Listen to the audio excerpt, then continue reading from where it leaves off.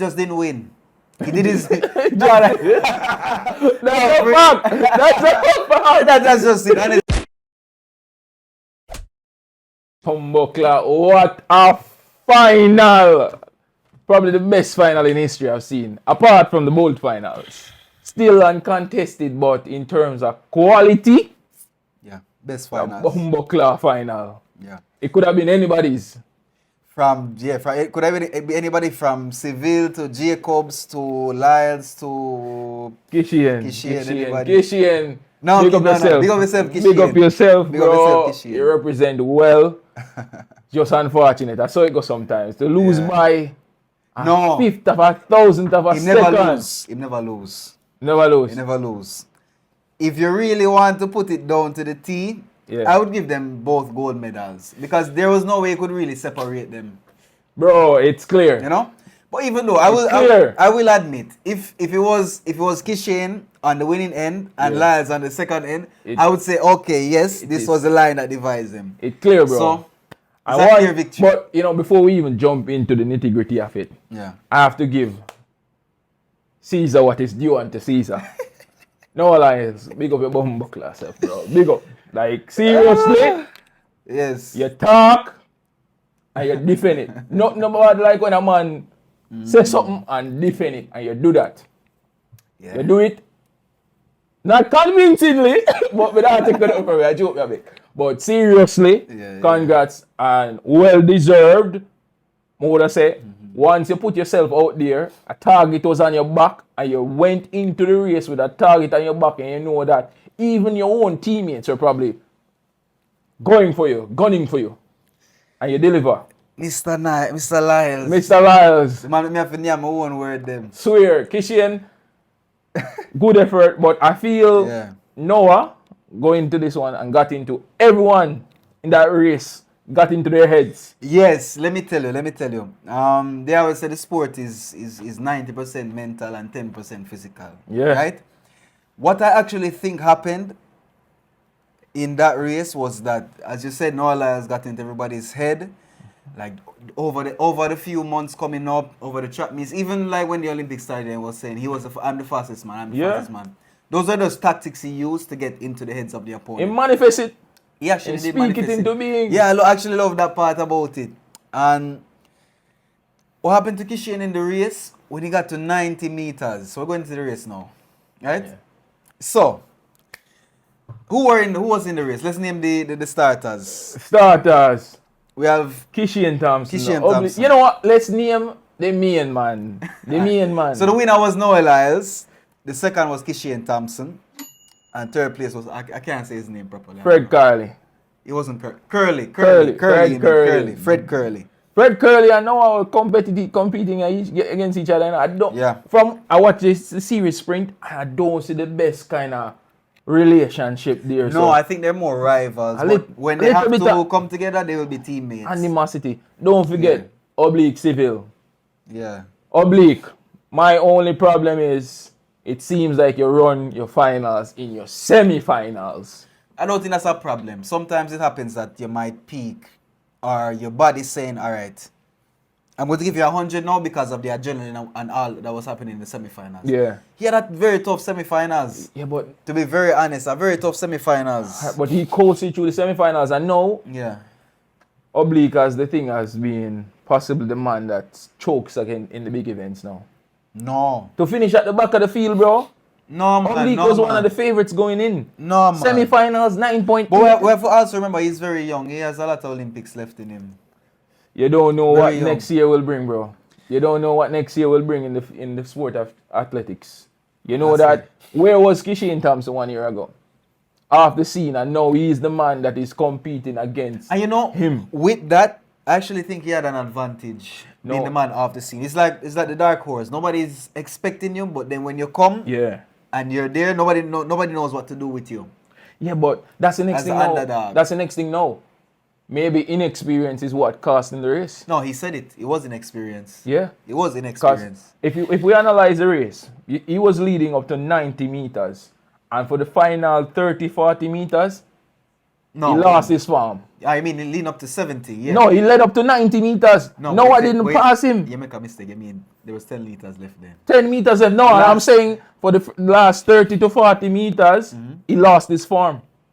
Yeah. He lost the form, and that comes down to last 20, I would say. Conditioning. You know where I also saw that happen? I don't know if you remember the year that Justin Gatlin was yabbing against Usain Bolt.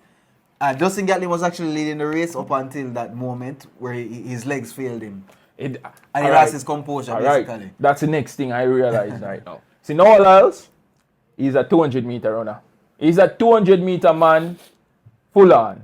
Top end speed. So when he gets into that drive phase, his body has more left in it. Yeah. Kishane is 100-meter, and he's been running 60, 70 meters and easing off the gas. I don't think it's more of easing off the gas. I think it's a matter of the resistance of your muscles being a sprinter of the 100 meters versus a sprinter who does like 200 and 400. I'm sure Noah used to do 400 when he was younger. Probably a lot of runners they experiment. He's built for it. Yeah. So, like, the more resistance you have, the less speed you will have, and the more speed you have, the less resistance you will have. So going in as a 100-meter only, like a 100-meter specialist, I think it actually works against you in the 100 meters, if you see what I'm saying. Yeah, it works. When you go up against somebody who's like a quarter miler or a 200-meter runner. Because of their resistance. Because their muscles don't start contracting at 100 meters. No, because they have stronger muscles. Kishane has been training to run 100 meters, and for the last few races, even when he ran the 977, he essentially jogged the last 10, 15, 20 meters. That was the easiest 977 I've ever seen. But outside of Bolt. The next thing with that, your mind and your body get used to that. Instead of pushing extra in the final 20. That's like, you know who this reminds me of? This is how Asafa Paul runs his races. Yeah. Top speed, gunning out the blocks up until 80 meters. Yeah. Or 85, and then the last 15, yeah, he slows down. Every race. Even if him under pressure with somebody right beside him slow down. Always. That's what happened. I feel like that's why 200, when you run the 200 as well, just running the 200 is a 100 meter. It's a strategy. It builds you. No, if Kishane starts running the 200 now, I think he'll be even a better 100 meter runner. You have to be careful with that. Sometimes some athletes, like 100 meter specialists, they know they're not built for the 200 because their grind might, or their hamstring. For example, Asafa Powell. Yeah. If you put Asafa on a curve, that's it. That's it for his grind. That's why he never used to run 200s. Yeah, and Kishane has been plagued with injuries as well. And he said that afterwards he was feeling a bit of his hamstring, or even before the race, like, this is what's coming out of the camp. But I feel, bro, mentally, so those things, I think they definitely affected him mentally during that race. But nonetheless, it is not easy to go up on such a big stage and perform well, you know what I'm saying? And to be in such a historical race. Because believe it or not, this 100 meters, it actually like broke records for some things that it did. Let's talk about like 2 or 3 of them. So the first one was that this was basically the closest 100 meter finals that has ever been. Yeah. The closest between first place and 8th place. Yeah. So fun fact about the 100 meters at the Paris 2024 Olympics. This Olympics was the closest run Olympics ever. The distance between the times between first to 8th place were between 0.12 of a second between first and 8th place. Blink of an eye. Blink of an eye. Blink of an Everybody eye. did superb. Yeah. Everybody did Everyone did their, I think they performed. No, everybody, like, I've never seen such a close 100 meter finals ever. The build up for it was momentous. Yeah. The build up and it delivered. So far, not to take away anything from any other athletes at the Olympics, but this is the biggest event that has happened so far. So far. The relays are coming I would say. And everything is there. But that's the next thing now. The relays. Kishane can't run the relays. Oblique pulled up a little bit, even though he finished the race. He looked like he was a bit. Let's see. He got a niggle or something. No, we no problem. Yeah. Bro, overall, before we even jump to the other topic, do you feel like Noah Lyles won? Do you feel Kishane was robbed? I don't feel like Noah Lyles was I don't feel like Kishane was robbed. Yeah. I feel he just didn't win. He did his. That's a fact. That's a fact. That's just it, honestly. That's a fact. I think he has everything to be grateful for. I think he knows his mistakes and what he has to do the next time to not repeat the same mistakes. He himself said it that a bit of inexperience actually played in what happened to him in the finals. And to be very, very honest, I won't say what happened to him. I think he ran a spectacular race. You know, he did his best. No, I could see it on his face that he went full out and his body did what it could. Under all that pressure, his first Olympic finals. Yeah, against one of the most intimidating characters out there. Exactly. That's not something easy. Yeah. And if we want to be very honest, he beat him the whole race. Except the last. Except the last. That's what's going to be in the history books. That's going to be in this book. So personally, feel Noah Lyles worked for it. He deserved it. He deserved it, yeah. My only issue with Noah Lyles is... He chat too much.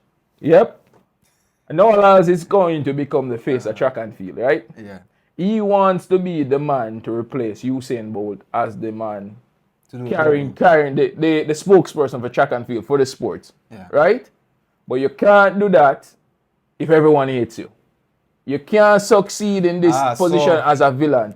So you're trying to say that he's a champion, but he's not the people's champion. Exactly. And it will affect you, yeah. He's not the people's champion. Like I know for him, he might be like, I don't care. But that's not it. That shouldn't be it. Being a champion means that you should actually win the race and win the hearts of the people at the same time. Because at the end of the day, you're supposed to contribute to the sport. Yeah. Not just for yourself. It's not only for you. You know what I'm saying? You're supposed to be an ambassador for the sport. Exactly. He is the ambassador. He's the ambassador. And he's putting himself out there and he says he wants himself to be the person that publicizes track and field even more. But he's not doing it the way I think he's trying, but it's coming across very, very negatively. Very arrogant. You know, arrogant. Like, today I was talking to my friend, right? Yeah. And he's like, you know, I watched the race, but this Noah Lyles guy, even though he won, I don't like him. He's no Usain Bolt. That's the thing. That's what they're comparing. There's like Usain Bolt. These are all fun and games. Everyone loves him. People's champ, record holder. Noah Lyles has the personality and the capacity to be that. But if he continues on this path like he is now, he will be. He is a great runner and he'll be in the history books forever. But he won't be in the hearts of the people forever. No. Which means he'll be easy. Well. Never. No, well. To be very honest, Davian, sometimes we don't remember good people in life, but the worst ones are the ones that we remember. Yeah, true. So, what do you want? You know? What would you rather what I rather is the person I described before, an ambassador for the sport, who's also the people's champion, not just my champion. Not for myself, it's for the sport and for the people. Okay, but that's the next thing. Outside of America, it's hard to sell then. Yeah. Because he's gonna go, let's say he goes to Kenya. Omanyala is there. The people immediately say, yo, we have Omanyala, but we don't like you. One thing, when Usain Bolt, he could beat everyone from your country. And your country is still cheering for him. Yeah, true. Because they want to see that personality, that come across. They want to see him as a whole package, as a person. You know what I'm saying? As an athlete. And I understand for Noah, maybe he's just being himself. Maybe that's who he is. But...